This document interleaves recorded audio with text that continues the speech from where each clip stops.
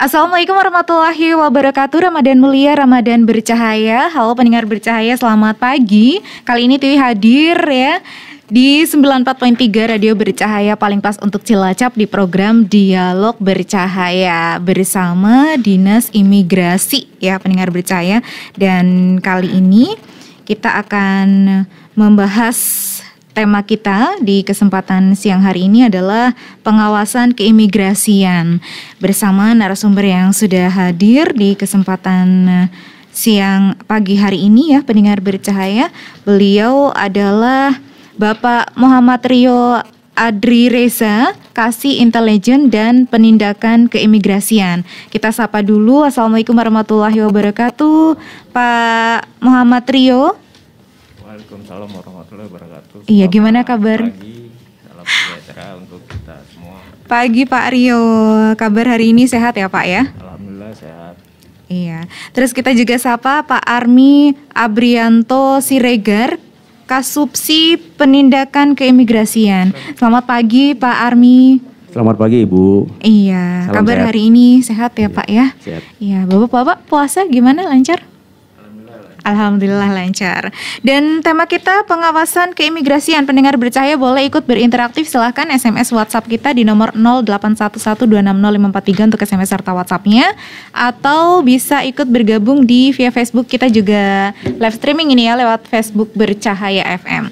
Tentang pengawasan keimigrasian itu sendiri, kenapa mengambil tema ini nih Bapak-bapak di kesempatan pagi hari ini untuk edisi hari Kamis ya 21 April 2022? Untuk tema yang kita ambil tentang pengawasan keimigrasian terkait dengan tugas dan fungsi kita di bidang seksi intelijen dan penindakan keimigrasian. Iya, karena tugasnya di bidang itu ya Pak ya. Ya, kalau misal pengawasan keimigrasian itu kan pasti ada tujuannya seperti itu. Kenapa kita harus ada pengawasan seperti itu? Mungkin bisa dijelaskan nih Pak. Untuk pengertian pengawasan fungsi keimigrasian adalah keseluruhan proses kegiatan untuk mengontrol atau mengawasi kegiatan dan keberadaan baik itu warga negara Indonesia maupun warga negara asing yang berada di wilayah kerja kantor imigrasi kelas 1 TPI Cilacap. Mbak mau menambahkan dari boleh, Pak? Pak Rio tadi bahwa Mbaknya kan tadi nanya kenapa sih ada pengawasan. Jadi pengawasan keimigrasian itu ada karena memang dari amanat undang-undang yang diemban oleh imigrasi sesuai Undang-Undang Nomor 6 Tahun 2011 tentang imigrasian itu, bahwa di situ disebutkan bahwa tugas imigrasi itu tentang lalu lintas dan pengawasan orang yang masuk dan keluar. Jadi dalam artian pengawasan itu sangat begitu vital buat kami karena bagaimana cara imigrasi untuk memonitor kegiatan dan keberadaan orang asing tersebut. Jadi solusinya adalah dengan melakukan pengawasan, karena jujur saja tempat pemeriksaan imigrasi begitu banyak, orang asing begitu mudah untuk masuk di wilayah Indonesia. Jadi mau tidak mau memang sesuai amanat undang-undang disampaikan bahwa pengawasan keimigrasian itu wajib untuk dilakukan. Iya, gitu. Karena mobilitas juga ya Pak ya. Sekarang ini kan mobilitas kita tuh dari yang di Indonesia ke luar negeri, yang di luar negeri juga punya aktivitas di Indonesia seperti itu ya. Apakah itu aktivitas dalam pekerjaan ataukah itu mungkin aktivitas dalam berwisata seperti itu, karena Indonesia juga negara yang banyak destinasi wisata pastinya. Jadi itu harus ada pengawasan seperti itu ya Pak ya. Baik. Pendengar bercahaya yang mau ikut gabung 0811260543. Itu tadi sudah dijelaskan tentang pengertian pengawasan. Jadi pengawasan keimigrasian berdasarkan pasal 1 angka 2 Peraturan Pemerintah Nomor 4 Tahun 2017 ya, tentang tata cara pengawasan keimigrasian adalah seringkali kegiatan ini dilakukan untuk mengumpulkan, mengolah serta menyajikan data dan informasi keimigrasian warga negara Indonesia dan orang asing dalam rangka memastikan kepatuhan ketentuan peraturan undang-undang di bidang keimigrasian. Kalau jenisnya pengawasan keimigrasian pastinya ada banyak nih Pak Amri atau Pak Rio yang mau menjelaskan tentang jenis-jenis pengawasan keimigrasian apa saja sih Pak seperti itu? Untuk pengawasan keimigrasian meliputi dua cara. Yang pertama adalah pengawasan administrasi yang diatur dalam pasal 67 dan pasal 68 Undang-Undang Nomor 6 Tahun 2011 tentang keimigrasian, yakni melakukan pemeriksaan dan penelitian terhadap dokumen perjalanan Republik Indonesia atau yang disebut dengan paspor. Dalam hal lain mengenai daftar cegah tangkal, pengambilan sidik jari, pengambilan foto, maupun warga negara Indonesia maupun warga negara asing yang diberikan perizinan di tempat pemeriksaan imigrasi, kantor imigrasi, maupun perwakilan Republik Indonesia yang berada di luar negeri. Nah, yang kedua itu pengawasan lapangan. Pengawasan lapangan diatur dalam pasal 69 sampai dengan pasal 74 Undang-Undang Nomor 6 Tahun 2011 tentang keimigrasian. Pengawasan operasional dilakukan dengan melakukan kegiatan rutin dan operasi di lapangan dengan melakukan serangkaian kegiatan pemantauan atau penyelidikan secara wawancara, pengamatan dan penggambaran, penyadapan, pemotretan, penyurupan, penyusupan tentang informasi dan kegiatan lain. Semua kegiatan tersebut adalah untuk memperoleh bahan keterangan atau informasi yang dibutuhkan pada pengambilan keputusan dalam rangka merumuskan dan menetapkan kebijakan keimigrasian.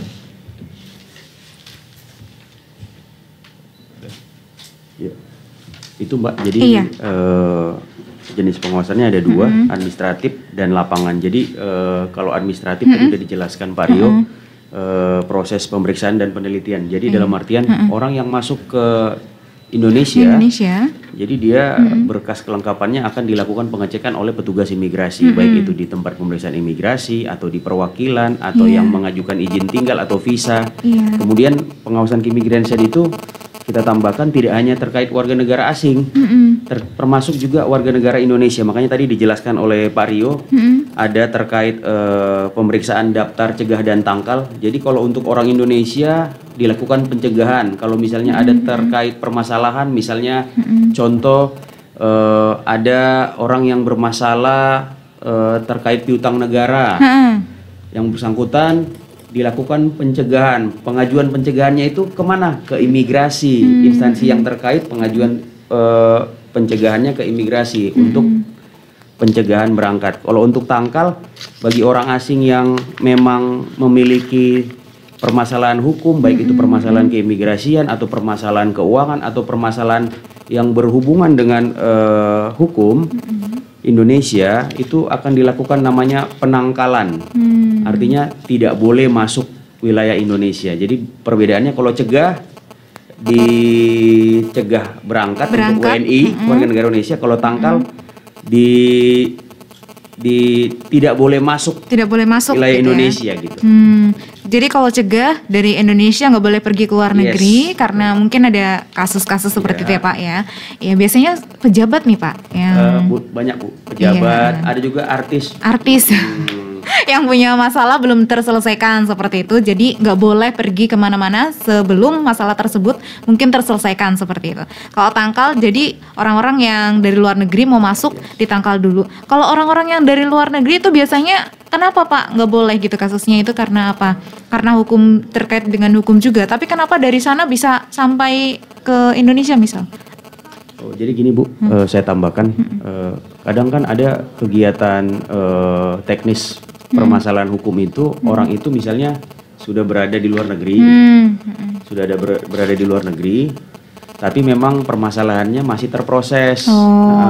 Jadi karena memang dianggap orang asing ini tidak memberikan keuntungan buat Indonesia berdasarkan hasil pemeriksaan dari aparat penegak hukum, yang bersangkutan akhirnya dilarang masuk Indonesia, ditangkal. Kalau untuk pencegahan mungkin yang lagi happening saat ini kasus flexing itu Bu, yang murah banget. Itu kan ada itu pacarnya itu dilarang untuk berangkat ke luar negeri seperti itu. Iya, karena nanti ditakutkan ada hal-hal yang tidak diinginkan ya Pak ya. Baik. Jadi seperti itu, pengawasan administrasi, pengawasan lapangan. Kalau pengawasan lapangan ini kemana ini Pak? Kalau administrasi kan mungkin terkait dengan surat-surat gitu ya. Kalau lapangan ini bagaimana? Untuk pengawasan lapangan sendiri itu kita mengawasi kegiatan dan keberadaan orang asing yang berada di wilayah kantor imigrasi kelas 1 TPI Cilacap, di mana kegiatan tersebut bisa kita lakukan mendatangkan suatu objek yang bisa kita datangkan itu berdasarkan dari seperti informasi dari masyarakat tentang keberadaan orang asing, di mana kedatangan tersebut harus diketahui dari misalnya dari Pak RT atau lurah setempat, kita mendapatkan informasi tersebut tentang keberadaan mereka, kegiatan mereka, dalam rangka apa, tujuan mereka datang ke sini gitu. Jadi informasi dari yang berada di lapangan atau tempat yang ada orang asingnya seperti itu dilaporkan seperti itu. Iya. Kalau di Cilacap sendiri ada kejadian-kejadian seperti itu nggak Pak? Pernah apa tidak nih? Maksudnya ada orang asing terus mencurigakan seperti itu. Izin Bu, karena memang Cilacap ini merupakan kota yang memang menarik bagi para wisatawan selain memang salah satu kota industri ya. Jadi atensi pihak asing terhadap Cilacap ini memang begitu tinggi karena memang kita tahu Cilacap selain memiliki pelabuhan laut, kemudian banyak hal yang bisa dibuat atau Cilacap ini mempunyai potensi. Jadi mungkin kalau lihat statistik memang sering orang asing datang ke sini. Nah, cuman memang kalau misalnya Mbak pernah nggak ada masalah? Ya memang pernah. Cuman memang case-case-nya pasti case-case yang terkait seperti penyalahgunaan izin tinggal, kemudian yang harusnya dia tidak dalam rangka untuk bekerja, tapi dia melakukan pekerjaan yang memberikan keuntungan karena tadi sudah dijelaskan oleh Pak Rio mengapa ada administrasi, ada lapangan. Jadi kita di imigrasi ini tidak bisa bekerja sendiri karena jujur saja fungsi peran masyarakat sangat penting. Karena wilayah yang luas, kemudian akses kami sangat terbatas. Jadi dari penjelasan Pak Rio tadi, kenapa dari laporan RT RW? Karena kita tahu juga ada aturan di Adminduk juga bahwa untuk orang yang datang ke satu wilayah harus lapor 1 kali 24 jam. Dari situ juga kita bisa mendapatkan laporan pengaduan. Dengan adanya laporan pengaduan tersebut, kita bisa teliti, kita pelajarin, kemudian kita cek objeknya apa benar nggak itu ada mencurigakan. Karena jujur saja, kenapa peran masyarakat begitu tinggi? Karena dari aturan undang-undang keimigrasian sudah jelas bahwa orang asing yang masuk ke Indonesia adalah orang asing yang harus memberikan benefit karena kebijakan keimigrasian yang dipakai adalah selective policy Bu gitu. Iya, baik. Nanti kita akan lanjut lagi pembahasannya bersama bapak-bapak dari kantor imigrasi terkait tema kita hari ini adalah pengawasan keimigrasian ya. Buat pendengar bercahaya yang mau ikut tergabung silahkan 08112605543 sampai di jam 10 nanti. Radio Bercahaya paling pas untuk Cilacap.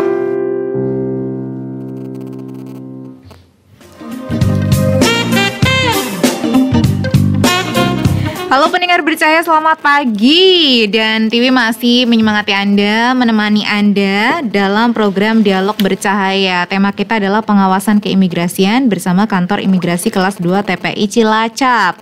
Dan kali ini bersama Pak Muhammad Rio Adri Reza, Kasih Intelijen dan Penindakan Keimigrasian, dan Pak Armi Abrianto Siregar, Kasubsi Penindakan Keimigrasian.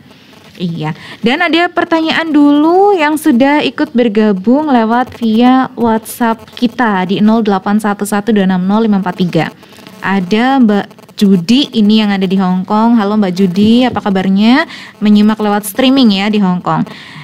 Selamat siang. Yang pertama pertanyaannya, banyak pekerja migran Indonesia atau PMI yang bekerja ke luar negeri menggunakan data palsu. Biasanya usia dituakan, alamat rumah dipalsukan, status pernikahan dimanipulasi, dan kebijakan paspor biometrik tentu telah merekam data palsu tersebut. Ketika PMI ini kembali ke Indonesia beberapa waktu, kemudian dia mengganti data menggunakan data yang asli dan kemudian mendaftar kembali untuk bekerja ke luar negeri menggunakan data asli. Apakah itu tidak beresiko ketika yang bersangkutan masuk ke negara lain yang menerapkan sistem biometrik?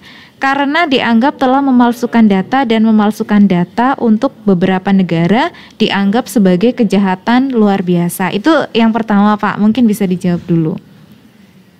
Pak Rio atau Pak Armi? Oke, saya langsung jawab ya. Iya. Pertanyaan bagus dari PMI kita yang di luar negeri ya. Iya. Jadi begini, tadi pertanyaannya kan udah jelas.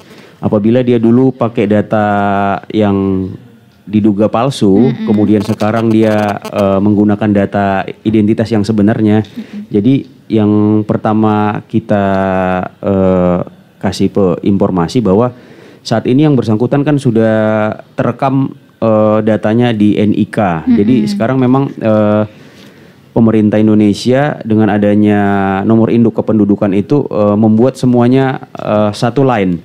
Jadi tingkat keamanannya sudah semakin baik, dan kita juga berharap semoga nanti bisa semuanya terintegrasi.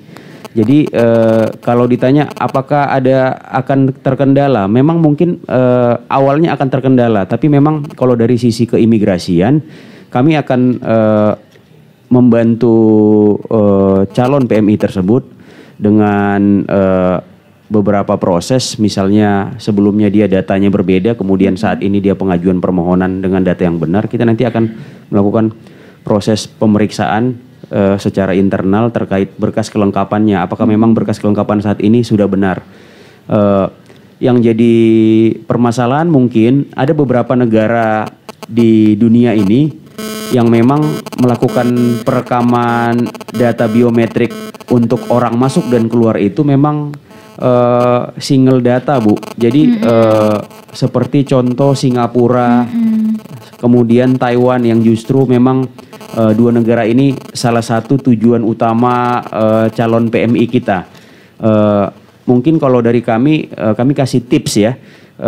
Tipsnya mungkin karena memang Singapura sama Taiwan ada perwakilannya di Indonesia, sebaiknya setelah melakukan pengajuan pembuatan paspor, setelah perbaikan data itu, mungkin calon PMI kita segera berkoordinasi dengan perwakilan negara yang dituju yang tadi, yang memang jujur yang dua negara itu memang sangat selektif. Karena saya dan Pak Rio dulu pernah dinas di Kepulauan Riau yang berdekatan dengan Singapura. Memang banyak sekali PMI kita jika sudah pakai data yang benar masuk kemudian ditolak karena memang kebijakan mereka sangat ketat ya. Bahkan ada anekdot dari beberapa kreator media bilang kalau mau ke Amerika lewat Singapura aman, berarti masuk Amerika aman. Nah, jadi memang sangat ketat sekali mereka terkait orang keluar masuk seperti itu, Ibu. Iya, baik. Nanti oleh imigrasi akan dibantu ya Pak ya? Ya, akan ada dibantu. Terus yang kedua, saya saat ini sedang menangani kasus seorang PMI pemegang recognized Paper, pemohon suaka di Hong Kong yang kewarganegaraannya sudah digadaikan dan memilih menjadi seorang revok. Dan saat ini yang bersangkutan telah memiliki anak dengan WNA tanpa menikah. Bagaimana status kewarganegaraan dari anak seorang wanita WNI yang memiliki anak dengan pria WNA tanpa menikah, dan bagaimana caranya agar anak ini bisa ikut pulang ke Indonesia karena ibunya menyerahkan diri dan membatalkan status papernya agar bisa pulang ke Indonesia. Oke, kita langsung jawab. Itu sepertinya permasalahan yang ada satu masalah memang di Indonesia, kita pernah dengar itu masalah recognized paper, yang mana dulu sebelumnya ibunya adalah WNI, tiba-tiba pas waktu di negara tempat dia bekerja dapat warga negara asing karena sesuatu hal berhubungan dengan orang setempat sana, kemudian anaknya lahir. Tiba-tiba anaknya saat ini tidak mempunyai warga negara. Jadi yang kami telaah dari permasalahan tersebut itu mungkin permasalahannya yang pertama memang jujur saja ibunya tidak punya keluarga di negara sebelumnya, karena dia memang aslinya adalah WNI. Solusinya untuk anaknya memang pernah ada judicial review atau ada pernyataan tertulis dari pengadilan bahwa anak tersebut bisa mendapatkan kewarganegaraan, kepastian kewarganegaraan apabila mendapatkan persetujuan dari pengadilan. Karena posisinya memang acuan kita kan Undang-Undang Kewarganegaraan nomor 12 tahun 2006. Di situ ada dicatatkan bahwa siapa saja yang dapat menjadi warga negara Indonesia. Cuman memang ada klasifikasi tertentu jika memang klasifikasi tersebut ternyata harus dilakukan pembuktian. Jadi kita harus pengajuan ke pengadilan karena memang posisinya seperti case yang tadi yang dia dari recognized paper tiba-tiba jadi refugee. Anaknya yang jadi kasihan. Memang selama ini permasalahan seperti perkawinan campur atau permasalahan anak tersebut tidak mempunyai hasil nikah yang tidak sah, itu memang sangat kasihan sekali, Bu. Jadi posisinya memang kita sampaikan ke masyarakat siapapun itu, baik itu PMI kita yang di luar negeri, untuk tetap berpegang bahwa setiap kegiatan hendaknya memahami dulu aturan apa yang dipakai. Kalau seandainya memang berada di luar negeri, harus mengetahui juga aturan di luar negeri terkait misalnya apabila melaksanakan pernikahan. Jangan sampai nanti yang jadi beban adalah anaknya gitu, seperti itu. Iya. Lalu bagaimana caranya ini Pak untuk tadi kan anaknya bisa menjadi warga negara Indonesia? Caranya bagaimana seperti itu misalnya? Jadi itu kejadian ada di Semarang, di Rumah Detensi Imigrasi Semarang. Saat ini lagi diproses sama pihak imigrasi.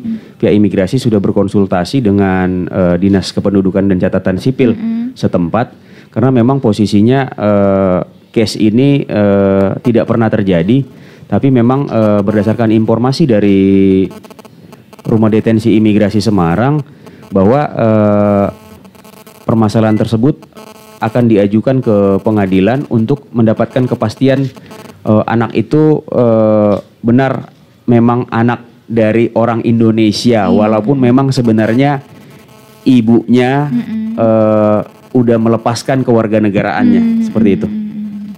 Iya. Baik. Silakan pendengar bercahaya yang mau ikut bergabung lagi 0811260543 untuk SMS serta WhatsApp-nya, atau bisa melalui Facebook kita di Facebook Bercahaya FM. Iya, Mbak Judi tadi sudah Tiwi bacakan ya. Mungkin pendengar bercahaya yang lain mau ikutan boleh saja. Lalu terkait dengan pelaksanaan pengawasan, kita balik lagi ya Pak ya. Pelaksanaan pengawasan terhadap tadi sudah dijelaskan jenis pengawasan keimigrasiannya, pengawasan administrasi, pengawasan lapangan. Nah, bagaimana tentang objek pengawasan keimigrasian ini, Pak? Objeknya itu apa saja seperti itu, bisa dijelaskan barangkali?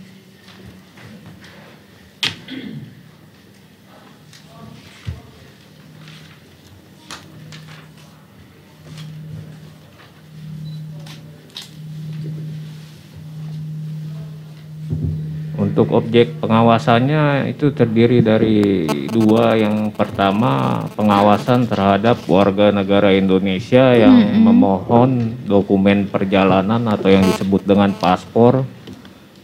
Itu kita dalam pengawasannya keluar atau masuk wilayah Indonesia dan berada di luar wilayah Indonesia.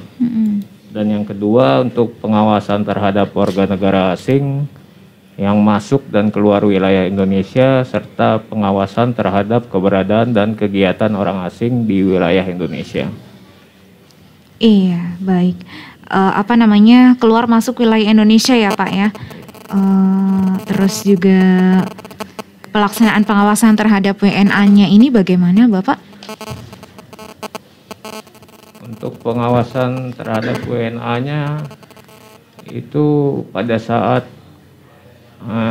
warga negara asing itu keluar masuk wilayah Indonesia dan memiliki visa untuk izin tinggal berada di wilayah Indonesia di suatu tempat. Jadi jenis visa itu terdiri ada untuk visa izin tinggal kunjungan, berwisata, pembicaraan bisnis, dan izin tinggal terbatas untuk sebagai tenaga kerja asing ataupun penyatuan keluarga perkawinan campur. Jadi di setiap wilayah kerja kantor imigrasi kelas 1 TPI Cilacap itu untuk melaporkan ke kantor imigrasi kelas 1 TPI Cilacap untuk mengeluarkan izin tinggal terbatas tersebut. Iya, pastinya kan untuk keluar masuk wilayah Indonesia itu kadang-kadang ada ini ya Pak ya, ada kasus-kasus seperti misal dideportasi dan lain sebagainya. Itu kalau seperti itu bagaimana itu Pak? Jadi yang tadi Mbak tanyakan terkait kasus-kasus seperti kayak dideportasi atau ada hal-hal yang berhubungan dengan tindakan keimigrasian. Jadi kalau dia dideportasi berarti memang ada bukti yang kuat bahwa yang bersangkutan itu memang melakukan pelanggaran keimigrasian, atau juga ada yang warga negara asing yang sebelumnya sudah pernah dilakukan pembinaan di lembaga pemasyarakatan atau itu rutan. Habis mereka melaksanakan pembinaan tersebut bebas, kemudian nanti akan dilakukan tindakan administrasi keimigrasian yang salah satunya adalah deportasi. Seperti itu. Seperti itu ya Pak ya. Biasanya kalau di deportasi ini pelanggaran si orang yang dideportasi ini melakukan pelanggaran di negara sana. Negara sini. Oh, di negara sini, di negara sini, di Indonesia melakukan deportasi seperti itu. Melakukan pelanggaran sehingga dideportasi di Indonesia harus dikembalikan seperti itu. Baik. Oh ya, ini Mbak Judi kembali lagi bertanya lagi, artinya si ibu akan pulang ke Indonesia terlebih dahulu ya Pak untuk mengurus ke pengadilan di Indonesia untuk bisa mendapatkan dokumen pengesahan agar bisa membawa anaknya pulang ke Indonesia, begitukah Pak? Atau ada cara lain mohon pencerahannya mengingat si anak ini usianya masih balita dan masih membutuhkan ibunya seperti itu. Oke, itu saya jawab ya. Kalau yang case seperti itu, karena kan kita sebenarnya ada perwakilan di luar negeri. Jadi tiap-tiap negara itu ada perwakilan. Untuk solusi pertamanya, baiknya konsultasi dulu terkait yang bersangkutan. Apakah memang status kewarganegaraannya sudah jelas atau tidak?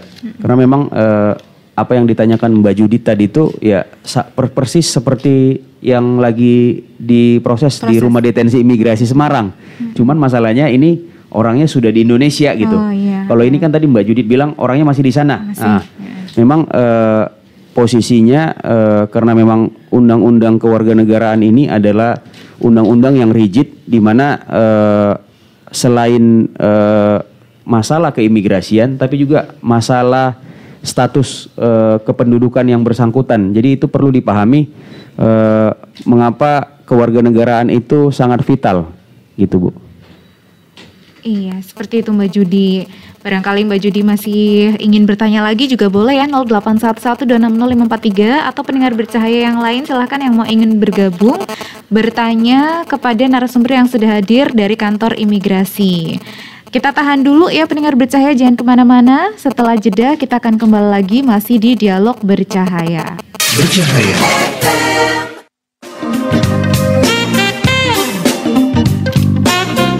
Pendengar bercahaya tuh masih menemani Anda, dan kali ini kita masih berbincang ya di tema kita tentang pengawasan keimigrasian bersama bapak-bapak narasumber yang sudah hadir. Ada Pak Muhammad Rio Adri Reza, Kasih Intelijen dan Penindakan Keimigrasian. Ada Pak Armi Arbianto Siregar, Kasubsi Penindakan Keimigrasian.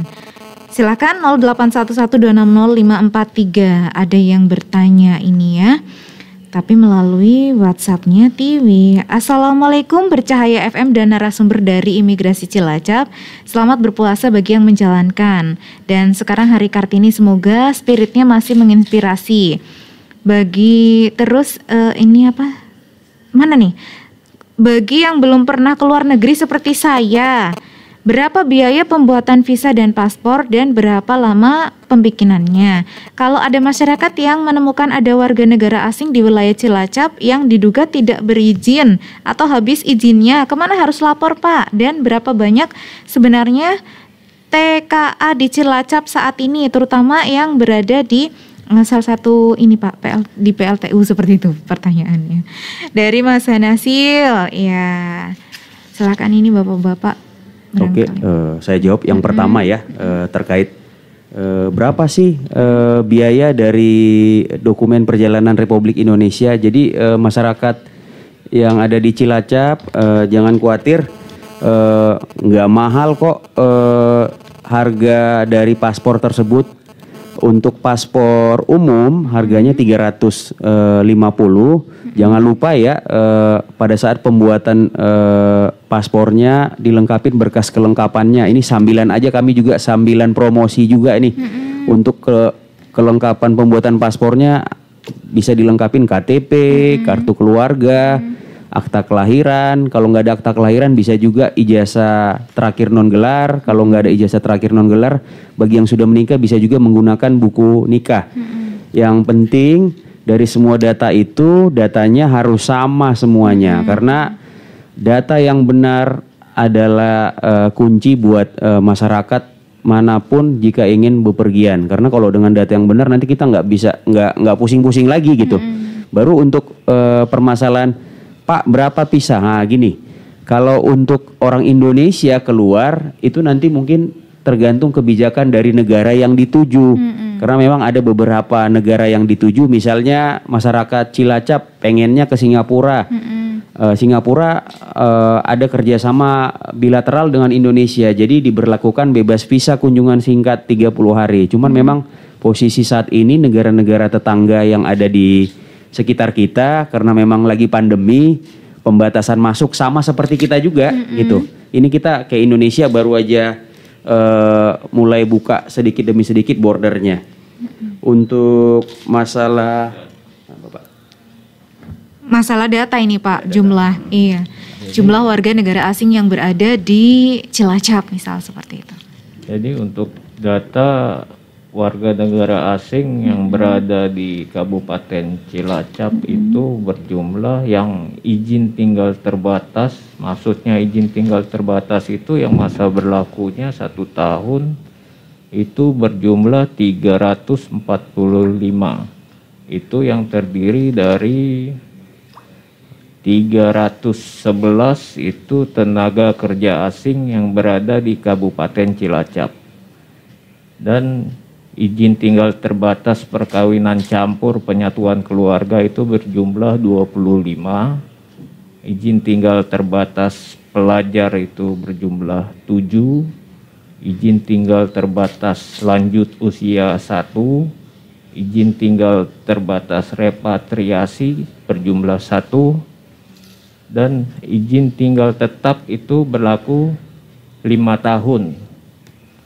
Untuk tenaga kerja asingnya ada 9, dan izin tinggal tetap perkawinan campur penyatuan keluarga berjumlah 32. Jadi untuk total izin tinggal terbatas berjumlah 345 dan total izin tinggal tetap 41. Itu yang berada di Kabupaten Cilacap. Itu yang berada di Kabupaten Cilacap. Berarti banyak ya Pak ya, 345. Kalau tinggal terbatas itu maksudnya apa Pak? Izin tinggal terbatas seperti itu. Yang tadi saya bilang berarti, itu izin tinggal terbatas masa berlakunya 1 tahun ya Pak ya. Kalau udah 1 tahun itu harus izin lagi? Iya, perpanjang lagi di kantor imigrasi. Oke. Iya Pak, tentang jenis-jenis pelanggaran keimigrasian itu apa saja ini Pak? Mungkin bisa dijelaskan gitu ya, supaya saya jangan sampai melakukan pelanggaran nih kalau sudah tahu misal seperti itu. Untuk pelanggaran keimigrasian itu warga negara asing penyalahgunaan izin tinggal seperti visa maupun izin tinggal melebihi batas waktu yang diberikan dari imigrasi tersebut, seperti masuk ke wilayah Indonesia dengan bebas visa kunjungan yang aturannya masa berlaku 30 hari, beliau melebihi jangka waktu izin tinggal tersebut. Jadi selama 2 tahun masa pandemi ini dari imigrasi ada kebijakan dari Direktorat Jenderal Imigrasi, jadi tidak perlu keluar ke negara yang bersangkutan. Tapi untuk sekarang kebijakannya harus keluar dari negara wilayah Indonesia karena sudah dibuka pintu penerbangan internasional. Jadi untuk masalah pelanggaran yang tadi disampaikan oleh Pak Army itu ada juga dari aparat penegak hukum lainnya. Jadi nggak hanya dari imigrasi untuk mendeportasi. Jadi ada seperti contoh pelanggaran cybercrime. Jadi diproses dulu dari pihak kepolisian maupun kejaksaan maupun instansi lain. Nanti pas selesai masalah hukumnya baru diserahkan ke pihak imigrasi untuk kita lakukan pendeportasian dan penangkalan. Oh ya, berarti kewenangan dari imigrasi adalah deportasi seperti itu. Apa saja sih Pak selain deportasi kewenangan dari kantor dari imigrasi ini? Salah satu kewenangan imigrasi tadi kan sudah dijelaskan deportasi. Kemudian kewenangan lainnya adalah terkait cegah dan tangkal. Jadi siapapun aparat penegak hukum jika memang menemukan adanya permasalahan hukum, mereka sudah proses inkrah berkekuatan hukum tetap. Nanti setelah berkekuatan hukum tetap seperti penjelasan Pak Rio tadi, habis diproses dulu masalah hukumnya, nanti orang itu nanti namanya akan diajukan, pengajuannya ke imigrasi karena memang untuk pengajuan cegah dan tangkal itu ada di imigrasi. Sama untuk